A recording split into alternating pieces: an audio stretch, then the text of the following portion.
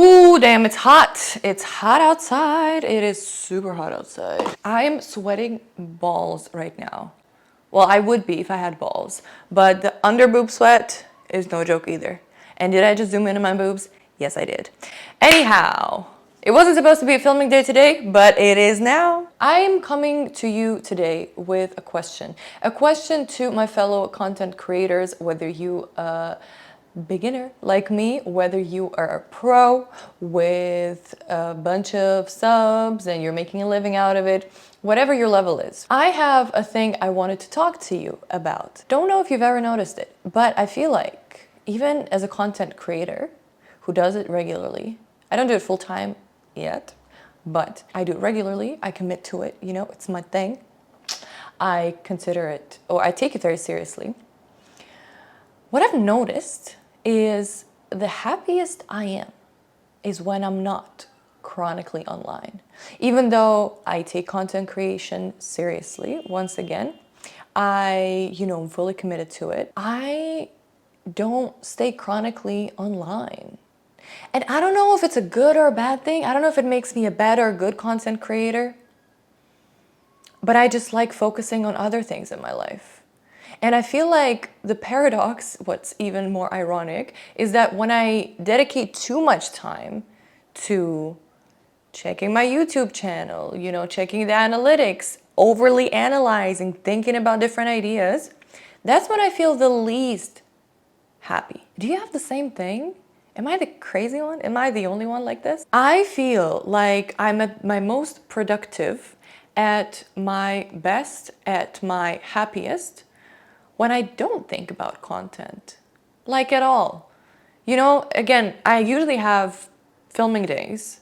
Today was not supposed to be one of them. I sort of just felt like filming and I sat down and I decided to record some thoughts. And when it happens like that, when it's natural, I feel great. Even when I don't feel like filming and it's my filming day, yes, I put myself in front of the camera, but that happens very rarely from what I've noticed. Mostly, I'm very willing to do it. I'm very willing to record. I'm full of passion and energy to, get to it. And I don't really think about it. It sort of comes organically. I think maybe it's the key to the whole thing, to not be obsessed with it, which is kind of weird because if it's something you're pursuing seriously, you're sort of expected, you really have to always think about it, you have to be crazy about it, like sort of Mr. Beast type of commitment, you have to be obsessed, you have to be psycho about it. All these videos, they tell you to really sit down and think about your philosophy, your message, your brand. You have to analyze your views and trends and whatever, and constantly be in the game and be on top of it all the time. But it's so exhausting.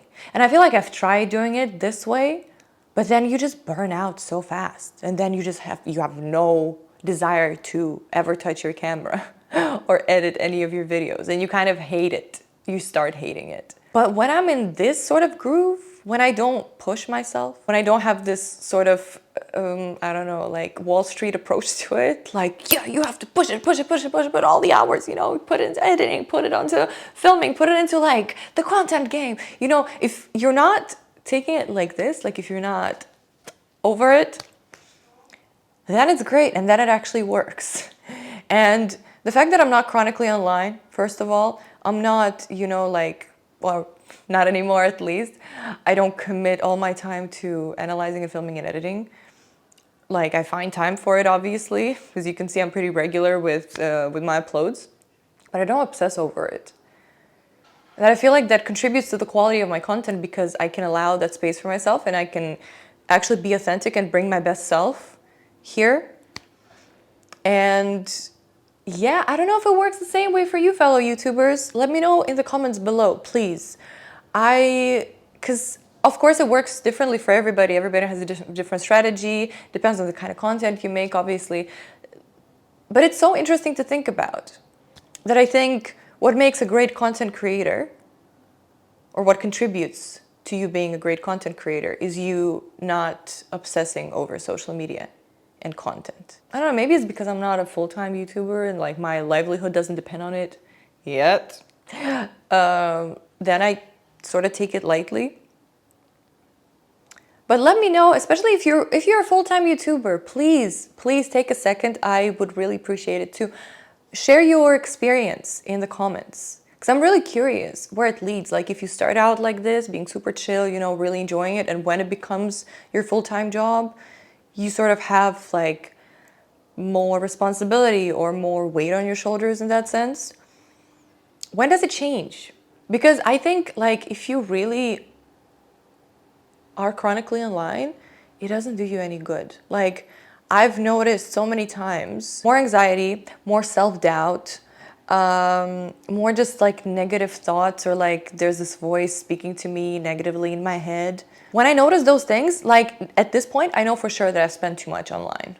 Like I got sort of like content poisoning, like food poisoning, but content poisoning. You know, when you either overate content, like you ate too much, you consumed either too much, or you consumed the wrong type of content that makes you feel a type of way. I feel like also when we're online too much, we shift our focus from minding our own business to minding somebody else's business. Like you start comparing yourself, oh, well, you know, me being a beginner, sort of like a small content creator, this seems so far away, and like I really want to reach this person's level of success, but I'm now nowhere near where they are, and it gives you more anxiety, or at least it gives me a lot of anxiety when I start thinking about it. Yeah, it doesn't do you any good. But you should be out here focusing on yourself, like what you are putting out there. Actually, I have another question for my big-time YouTubers, full-time YouTubers.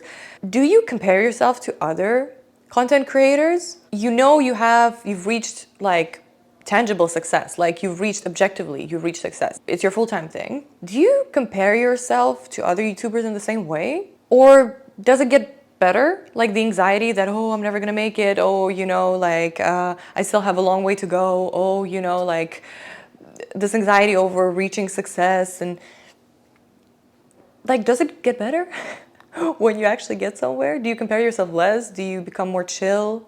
How does it work? Tell me, because I'm very curious. You know, I'm not on the other side yet, on the other side of making it on YouTube.